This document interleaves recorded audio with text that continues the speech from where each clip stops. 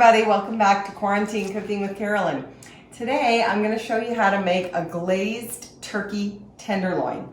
And what's fabulous about this recipe is that it's only about 5 or 6 ingredients and you do it in a skillet on the stove top. So let's go ahead and get started. I've already added a tablespoon of canola oil to my skillet, and I'm just going to swirl it around just a little bit, and I'm going to turn that on to about medium while we get the next step going. So in this measuring cup, I've got 1/3 cup of chicken broth. You can also use vegetable broth if you'd like. And to that, I'm going to add 1/4 cup of an all fruit spread, something along this line, okay? And you're gonna want peach or apricot, I think would be best with the turkey, okay? What you don't want is jelly. You don't want something that's has a lot of sugar in it.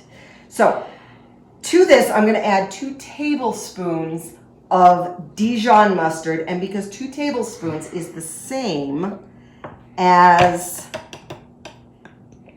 an eighth of a cup, I'm just gonna put it in the same measuring cup that I had this fruit spread in, because in this case it's all gonna end up together. And then I'm gonna add about 1/2 teaspoon of dried thyme. Now if you have fresh thyme in your garden right now, you'll want to use 1.5 teaspoons if you're using fresh. So I'm just going to mix that all up, just kind of whisk it together a little bit. And then we're going to set this aside over here. And this is a little over 1 pound of turkey tenderloin. Now in the grocery store, these come in the vacuum packs usually, and that's what you want to buy. Just make sure you're not buying ones that are seasoned. Sometimes they have them seasoned with lemon pepper or various different things. So we're going to add these to the pan, and I think I can just slide those right off. Yep, there they go. And then we are going to add just some salt and pepper. That.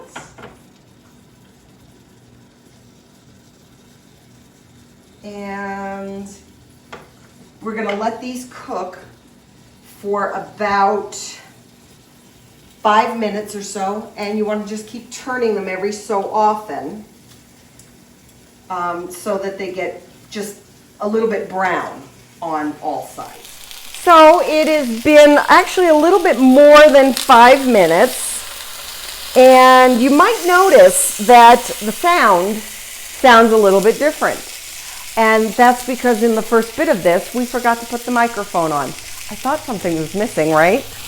So our next step, moving right along, is we're going to add an instant read thermometer. And I like to put it in the side of the meat. Speaking of the side of the meat, when I was browning this, I did tip these up a little bit just to get those sides a little bit brown. Just an FYI. Now to this, we're going to add that mustard mixture.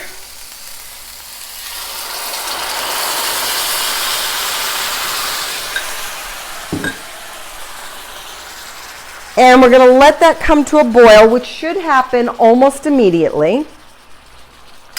And we're going to lower the heat to simmer, and we're going to put the lid on, and we're going to let that cook for about another 12 minutes or so until the thermometer comes up to 160.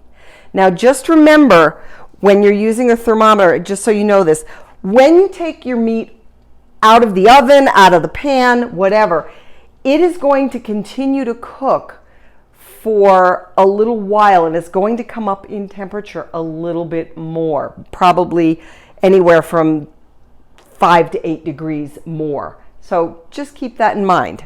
So it's been about 12-ish minutes, and this is all done. I've turned it off, And the next step really is just to let the meat rest for about 5 minutes.